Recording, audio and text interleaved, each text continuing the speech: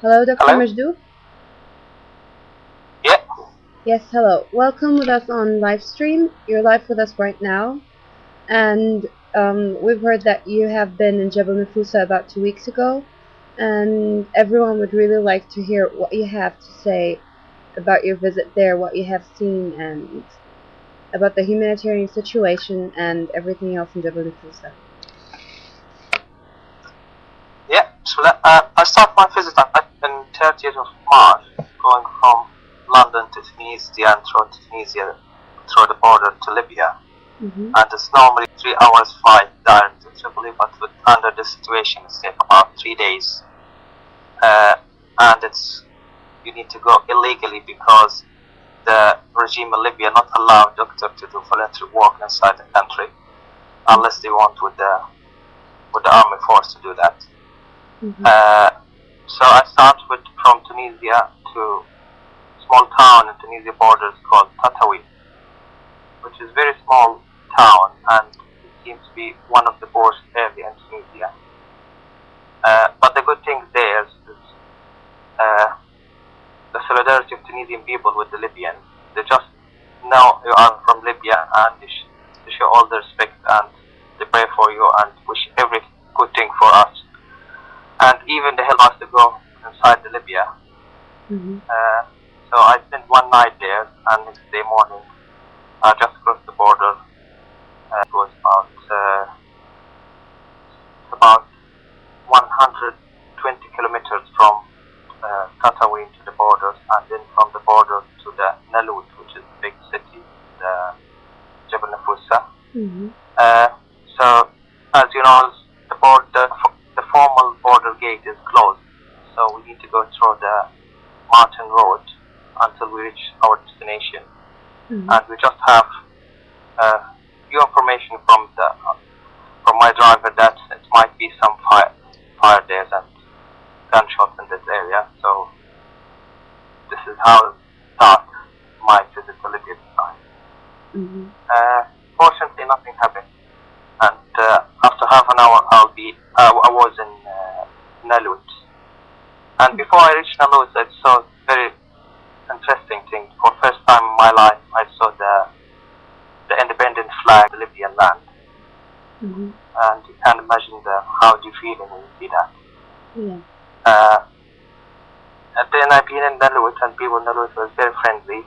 They're not expecting me in any specific time. They just have the information that one of the doctors coming from UK just to provide help.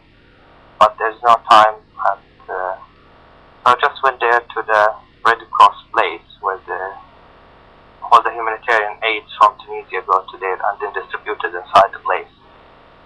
So I spent the night there with them, and we just try to put plan to my visit, which is planned to be 2 weeks. Mm-hmm. And we come to conclusion to start visiting the city one by one.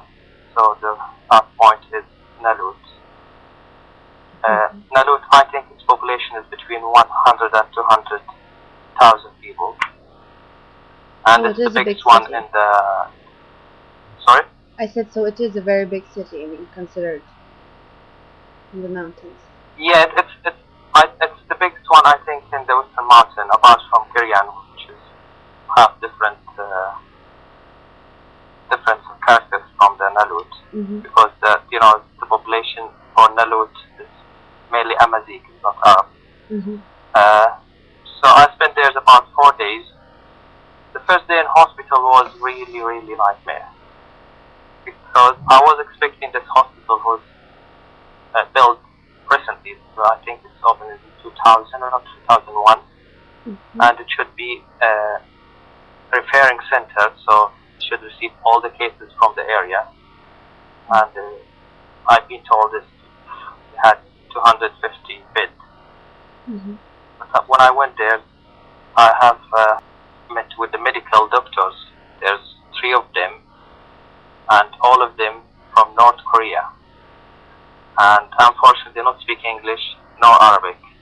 So I spent almost the whole first day just trying to explain to them, I'm a visitor, I'm not a patient, I just trying to help you, but they couldn't get this message.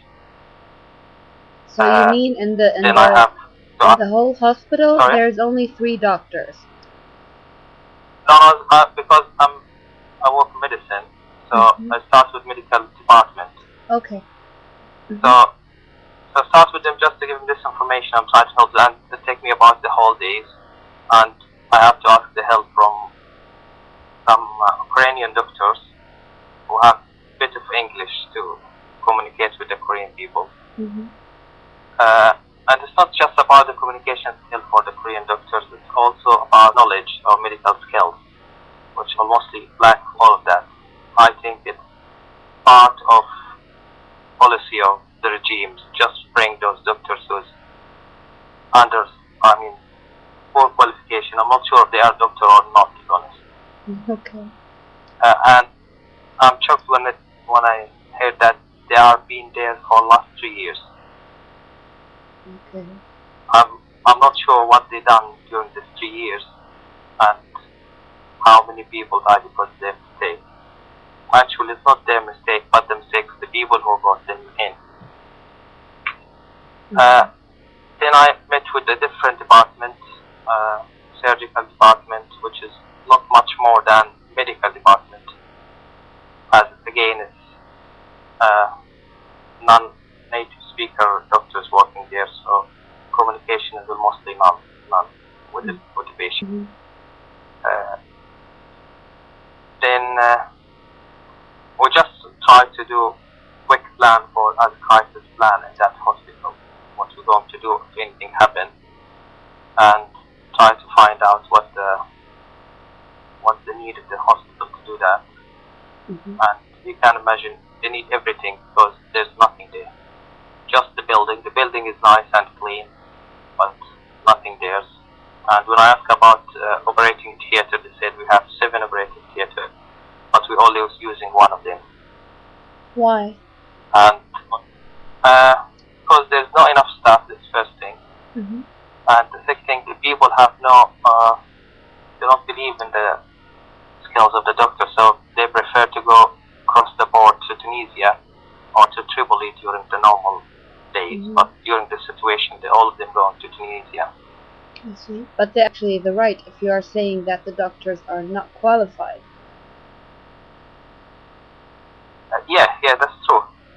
And this will give us another message, because is that planned or not?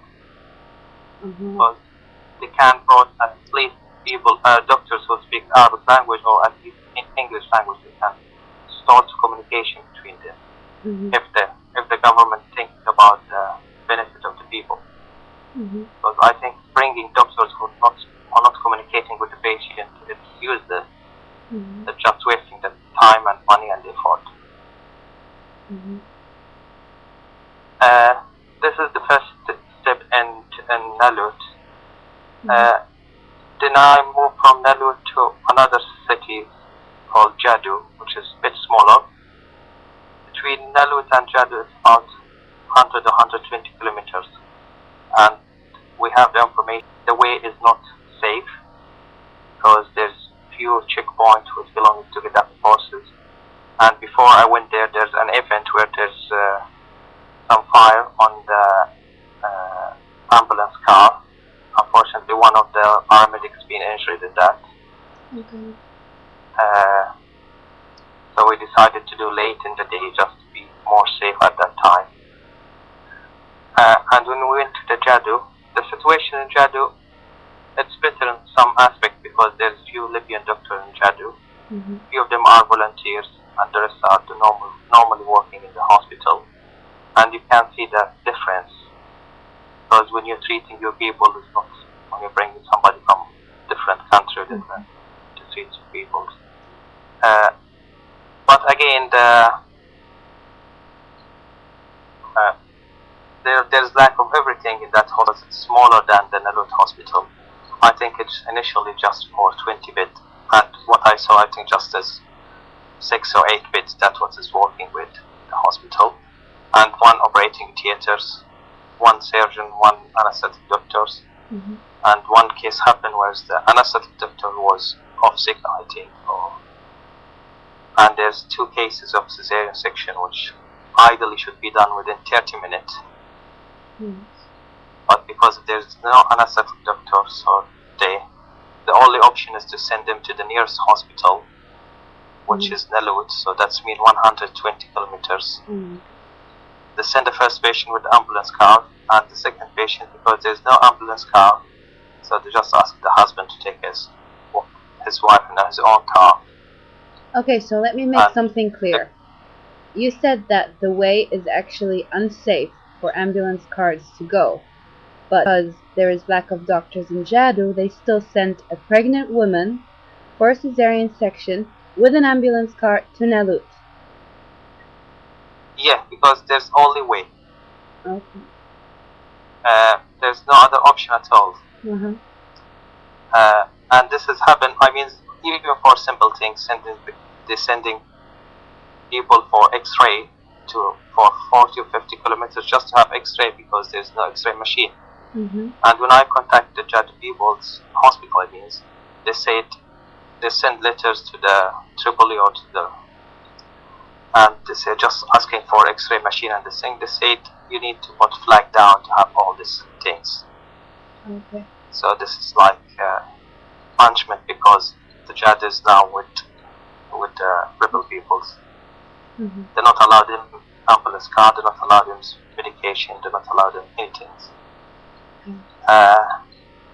The other accident happened while I'm in Jadu after NATO strike. So one of the poor Libyan, he worked as a guard in the ordinary army. It's been injured in one attack. So they sent him to the nearest hospital, was the Jadu, which is Jadu. And unfortunately he was planned to have amputated his leg because he's been badly injured.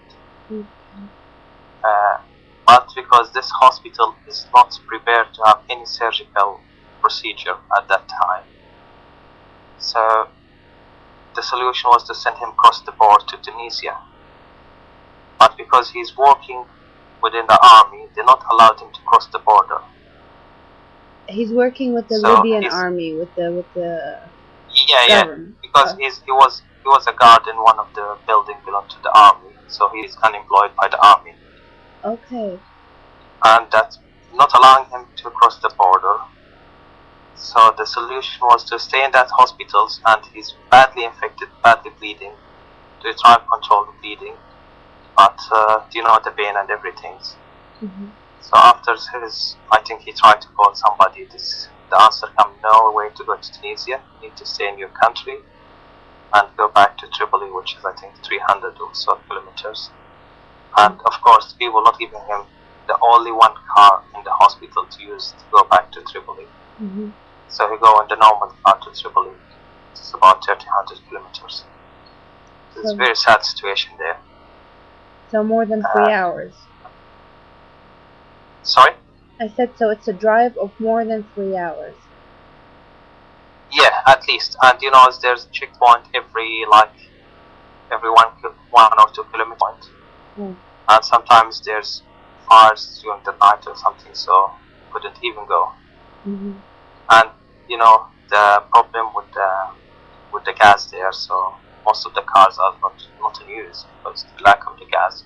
And again in the city of Jadu, the telephone connection is very poor. And there's no landline, so it's only mobile, and you need to move from place to place just to get signal and do a call. Again, from Jadu, I made a move to the Zintan. The situation in Zintan, as you know, at that time it was front line. So there's been, and when I've been there, it's under attack by the guard missile, but that all was outside the main city center.